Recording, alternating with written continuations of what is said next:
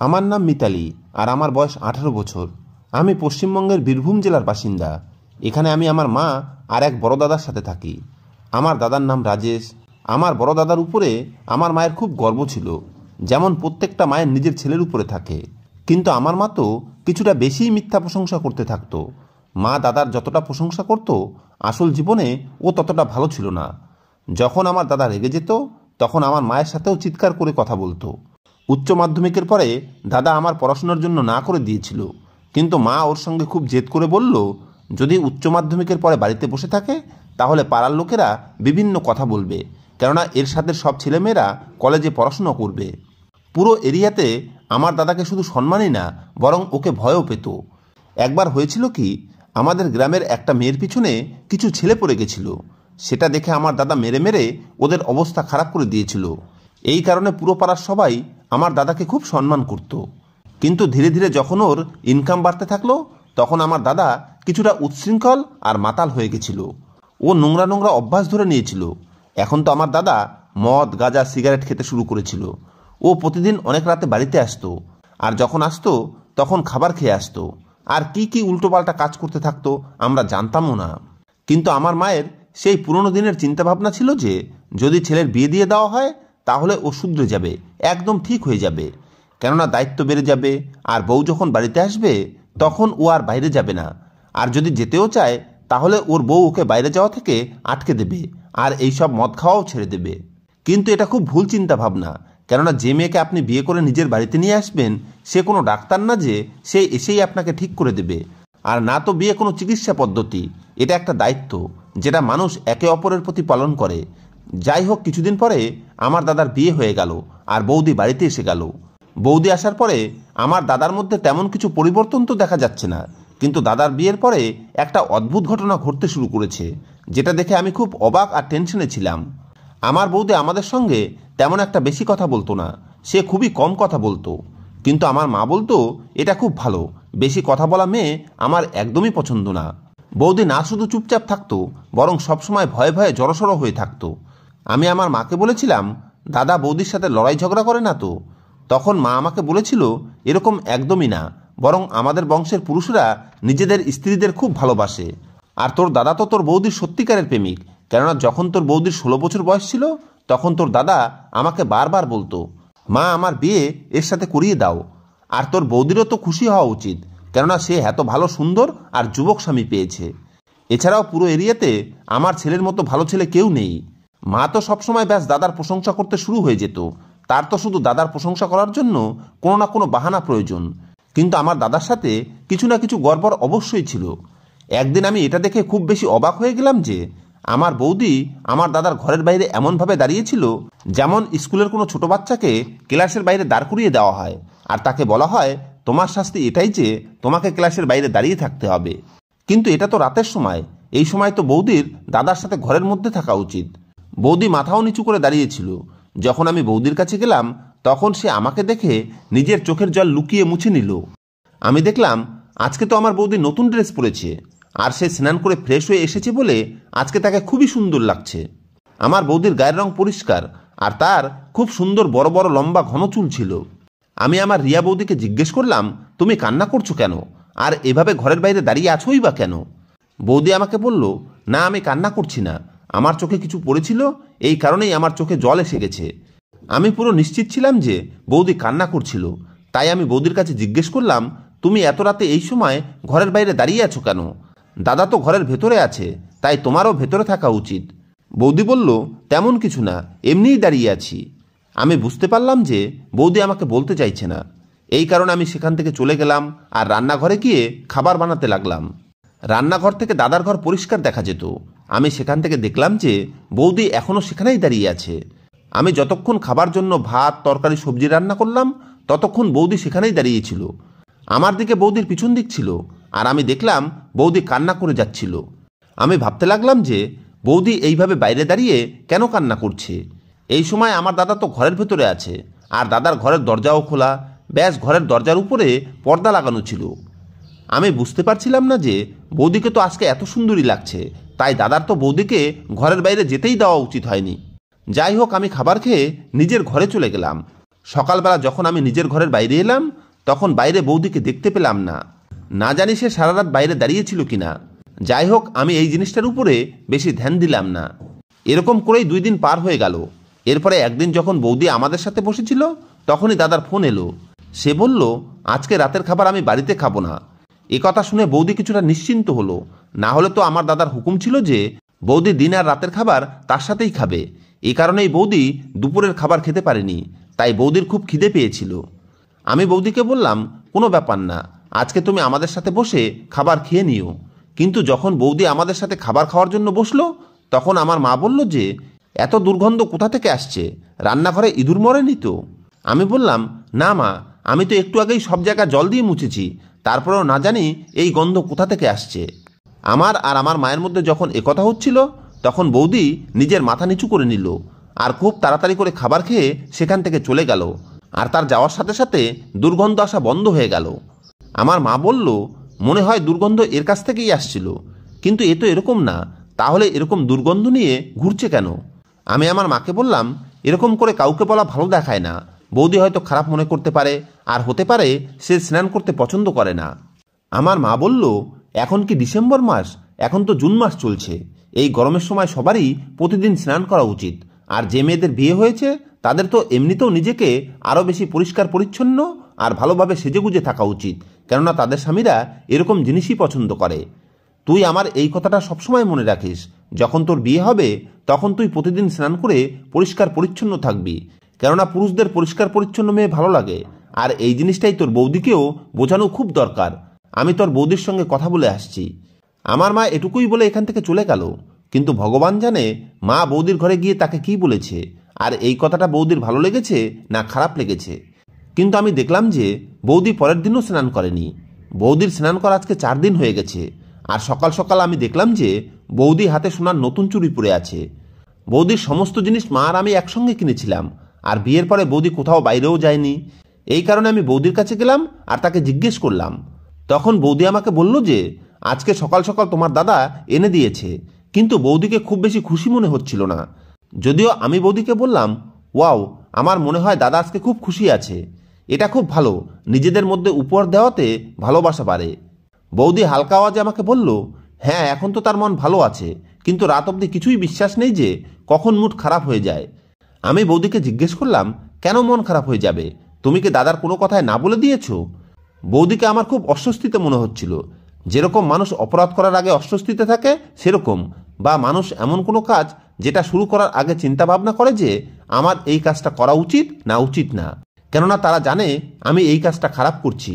বৌদিকে আমার খুব ভয়ে ভয়ে আছে বলে মনে হচ্ছিল। আর কিছু সময় পরে বৌদি স্নান করার জন্য চলে গেল। আমি মনে মনে ভাবলাম, তাহলে কি বৌদি স্নান করার কথা বলছিল? সেই সময় বৌদির শরীর থেকে খুব বাজে দুর্গন্ধ আসছিল, কেননা এখন গরমের সময়। এরপরে আবার মনে মনে ভাবলাম, এটা তো খুব ভালো অভ্যাস। এটা এমন কোনো ব্যাপার না যেটা করার পরে কেউ কারো উপরে রাগ করতে পারে। আমার বৌদি যখন স্নান করে এলো তখন তাকে খুব সুন্দরই লাগছিল। আমি আরও দেখলাম সে আজকে অনেক দিন পরে খুব সুন্দর ড্রেস পরেছে। কিন্তু আমি বৌদিকে বলিনি যে স্নান করে তোমাকে খুব সুন্দর লাগছে, যদিও আমি তার প্রশংসা অবশ্যই করতাম। এই কারণেই সে বুঝে গেল যে সে যদি স্নান করে পরিষ্কার পরিচ্ছন্ন থাকে তাহলে সবাই তার প্রশংসা করবে। কিন্তু আমি লক্ষ্য করলাম যে আমার বৌদি যেদিনই স্নান করে সেজেগুজে থাকতো সেদিনই দাদা তাকে ঘরের বাইরে দাঁড় করিয়ে রাখত। এইবার আমি বৌদিকে দেখলাম সে খুব জোরে জোরে কান্না করছিল। আমি তার কাছে গিয়ে তাকে জিজ্ঞেস করলাম, বৌদি কান্না করছো কেন? তখন বৌদি আমাকে বলল, তুমি চুপ করো, না হলে তোমার দাদা শুনে নেবে। তারপরে আমি তাকে জিজ্ঞেস করলাম, তুমি ঘরের বাইরে দাঁড়িয়ে আছো কেন, আর কান্নাই বা করছো কেন? তখন বৌদি আমাকে বলল, তুমি একদিন সবকিছু বুঝেই যাবে এইসব কেন হচ্ছে, কিন্তু না জানি এইসব আমার সাথেই কেন হচ্ছে। বলে বৌদি আরও বেশি কান্না করতে শুরু করে দিল। আমি বৌদির হাত ধরে তাকে টেনে নিয়ে একদিকে গেলাম আর তার কাছে জিজ্ঞেস করলাম, আজকে আমাকে সমস্ত কথা পরিষ্কার করে বলো যে এসব হচ্ছেটা কি, আর তুমি কেন বাইরে দাঁড়িয়ে কান্না করছো? তখন বৌদি বলতে লাগলো, তুমি জানো তো তোমার দাদা মদ খায়? তখন আমি বৌদিকে বললাম, হ্যাঁ আমি জানি, কিন্তু মা বলতো যে দাদার বিয়ে হয়ে গেলে ওর উপরে দায়িত্ব এসে যাবে আর ও এইসব খারাপ কাজ নিজেই ছেড়ে দেবে। বৌদি বলল, কোথায় ছেড়ে দেবে? ও কিছুই ছাড়েনি, এখনও প্রতিদিন মদ খায়। তখন আমি বৌদিকে বললাম, এসব তো ঠিক আছে, কিন্তু দাদার মদ খাওয়ার সাথে এসবের কি সম্পর্ক? তুমি এখানে দাঁড়িয়ে আছো কেন? আর দাদাই বা তোমাকে বাইরে বের করে দিয়েছে কেন? তখন বৌদি বলতে লাগলো, আমি জানি না, আমি কিছুই জানি না, তুমি আমাকে একলা ছেড়ে দাও, আমাকে সেখানেই দাঁড়িয়ে থাকতে দাও। আমার মাথায় তো কিছুই আসছিল না। কিছুদিন পরে বৌদি স্নান করা ছেড়ে দিল, আর তার শরীর থেকে আবারও দুর্গন্ধ আসতে লাগলো। এখন খুব গরমের সময়, কোনো মানুষ যদি 3-4 দিন স্নান না করে তাহলে তার এই অবস্থাই হবে। আমার বৌদি যখনই মায়ের কাছে এসে বসত, তখনই মা নিজের নাক হাত দিয়ে ঢেকে নিত বা শাড়ির আঁচল দিয়ে নাক ঢেকে নিত। আমি আমার মাকে ইশারা করে বলতাম সে যেন এরকম না করে, না হলে বৌদির হয়তো খারাপ লাগবে। তখন আমার মা বলতো, এর স্নান করাতে কি এমন সমস্যা, কেন এ স্নান করে না, এর মা কি একে এসবই শিখিয়ে পাঠিয়েছে? মায়ের এই কথা শুনে বৌদি খুব টেনশনে থাকতো আর খুব লজ্জায় পড়ে যেত। কিন্তু আমি লক্ষ্য করলাম, বৌদি যেদিনই স্নান করতো সেদিনই দাদা তাকে ঘরের দরজার সামনে দাঁড় করিয়ে রাখত, আর যেদিন বৌদি স্নান করতো না সেদিন দাদা বৌদির খুব যত্ন নিত, তার জন্য উপহার নিয়ে আসতো, রাতের বেলা তার খাওয়ার জন্য আইসক্রিম এনে দিত, তাকে খুব ভালোবাসত। কিন্তু যেদিন বৌদি স্নান করে নতুন কাপড় পরতো সেদিনই না জানি কেন দাদা বৌদিকে ঘর থেকে বাইরে দাঁড় করিয়ে রাখত। এসবের মানে কি? মা তো বলতো পুরুষেরা পরিষ্কার পরিচ্ছন্ন মহিলাদের পছন্দ করে, যাদের শরীর থেকে সুগন্ধ আসবে, যে সুন্দর করে নিজেকে সাজাবে, সুন্দর ড্রেস পরবে।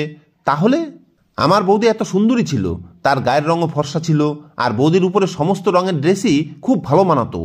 কিন্তু না জানি কি চক্কর ছিল যে বৌদি যেদিনই পরিষ্কার পরিচ্ছন্ন থাকতো আর তাকে ভালো লাগতো সেদিনই দাদা তার সঙ্গে বেশি ঝগড়া করে আর তাকে ঘর থেকে বাইরে বের করে দেয়।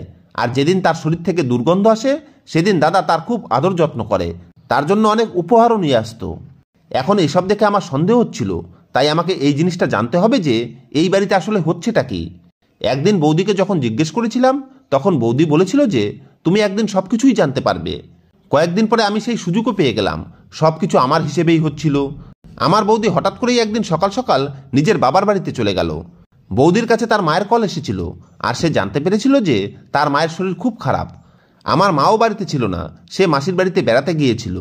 বিকেলে আমার কাছে বৌদির ফোন এলো, আর সে আমাকে বলল যে তোমার দাদা আমার ফোন উঠাচ্ছে না, যখন সে বাড়িতে আসবে তখন তাকে বলে দিও যে আমি আমার বাবার বাড়িতেই আছি, আমার মায়ের শরীর খারাপ, না হলে তোমার দাদা আমাকে উল্টোপাল্টা বলবে।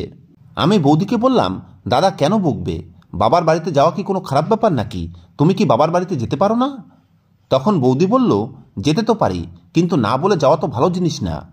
আমি বৌদিকে বললাম, কোনো ব্যাপার না, আমি তো আছি, তুমি চিন্তা করো না, আমি দাদাকে বলে দেব। তাড়াহুড়োতে বৌদি নিজের ঘরে তালা দিতে ভুলে গেছিল, তাই আমার মাথায় একটা প্ল্যান এলো, আর আমি ভেবে নিলাম যে আমাকে কি করতে হবে।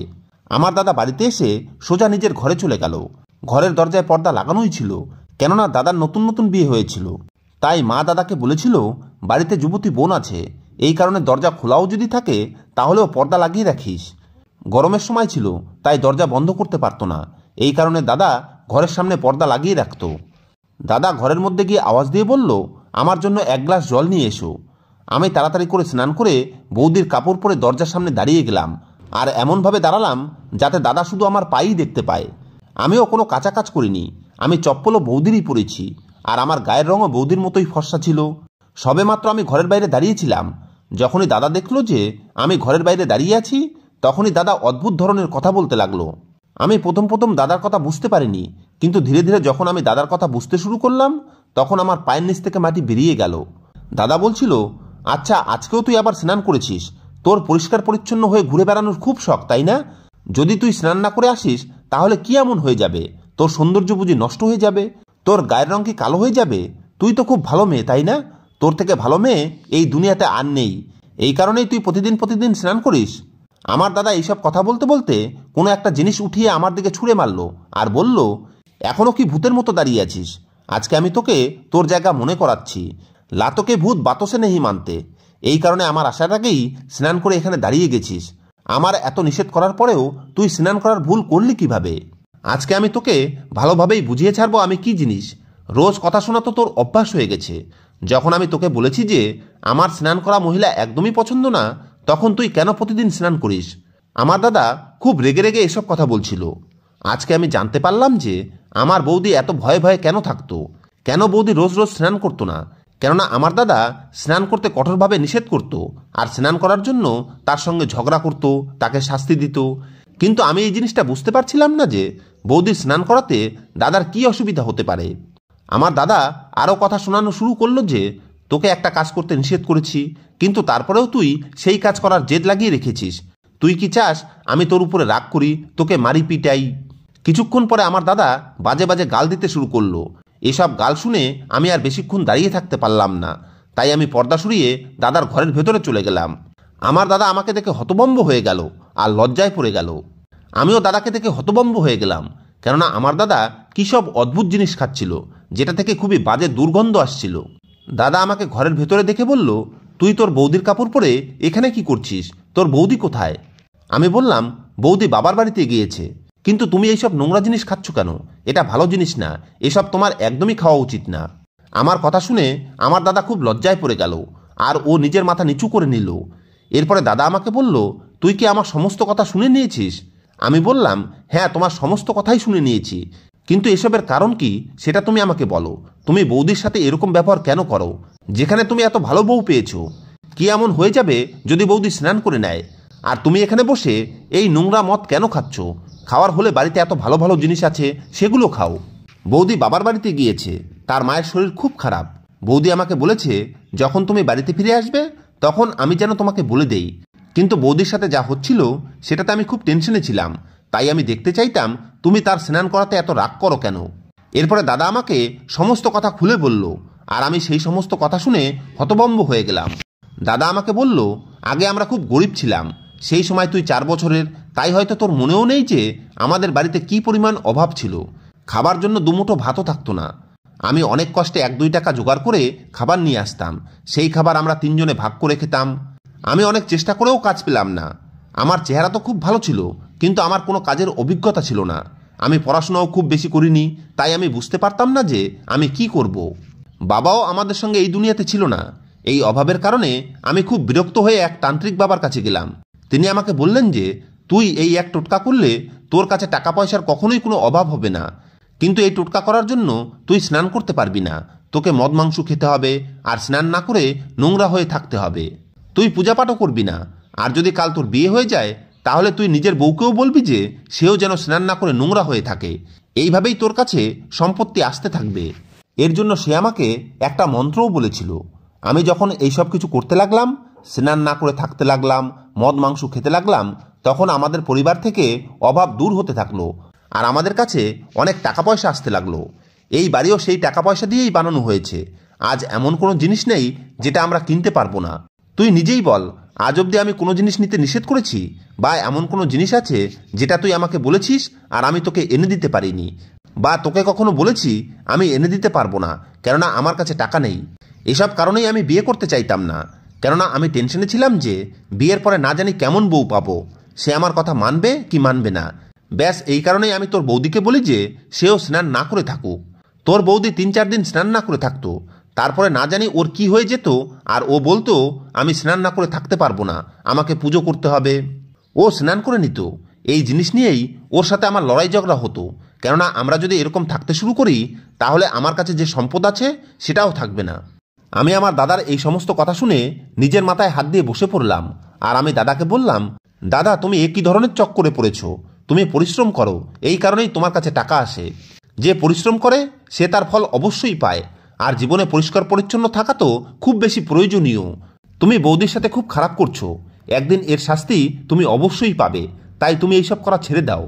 আমি এইসব নোংরা জিনিস উঠিয়ে ডাস্টবিনে ফেলে দিলাম আর দাদাকে বোঝালাম। তখন দাদা বলল, যদি আমি এইসব করা ছেড়ে দেই আর আমাদের বাড়িতে আবারও অভাব এসে যায় তাহলে তোদের কি হবে? আমি বললাম, কিছুই হবে না, ঈশ্বর আমাদের সাথে আছেন, আর তুমি ঈশ্বরের কাছে ক্ষমা চেয়ে নাও। এরপরে আমি দাদাকে নিজের কসম দিলাম, আমি তার একমাত্র বোন, আর ও আমাকে খুব ভালোবাসত, এই কারণে ও আমার কথার মান রাখলো। এরপরে দাদা স্নান করে পরিষ্কার পরিচ্ছন্ন থাকতে শুরু করলো আর পূজা পাঠ করতে লাগলো। যখন বৌদি ফিরে এসে দাদাকে পুজো পাঠ করতে দেখলো তখন হতবাক হয়ে আমার দিকে দেখলো, আর আমি ইশারাতে বললাম যে এখন সব কিছু ঠিক হয়ে যাবে। আমার দাদা সমস্ত নোংরা অভ্যাস ছেড়ে দিয়েছে আর ও খুব ভালো একজন মানুষ হয়ে গেছে, তাই এখন আমার বৌদিও খুব খুশি থাকতে শুরু করেছে। এখন আমাদের বাড়ির পরিবেশ খুব ভালো হয়ে গেছে।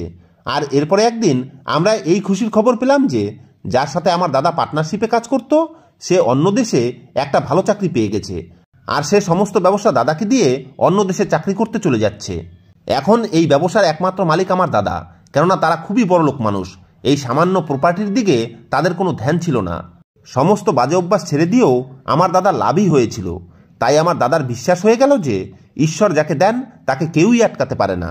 এখন আমার দাদার বৌদি সবসময় পরিষ্কার পরিচ্ছন্ন থাকে, আর এই জিনিসটাতে আমরাও খুব খুশি ছিলাম, কেননা এখন আমাদের দাদা সঠিক রাস্তায় চলেছে।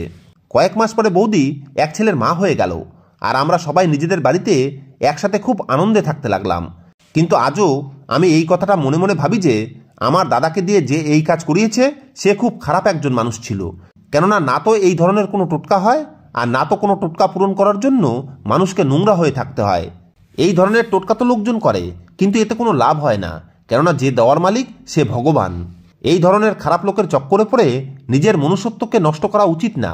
শেষ পর্যন্ত আপনাদেরকে এটাই বলতে চাই যে কোনো তান্ত্রিক বা কবিরাজের চক্করে পড়ে এমন কোনো কাজ করবেন না, কেননা আমরা যদি মন থেকে পরিশ্রম করি তাহলে সেই পরিশ্রমের ফল অবশ্যই পাব। ধন্যবাদ বন্ধুরা।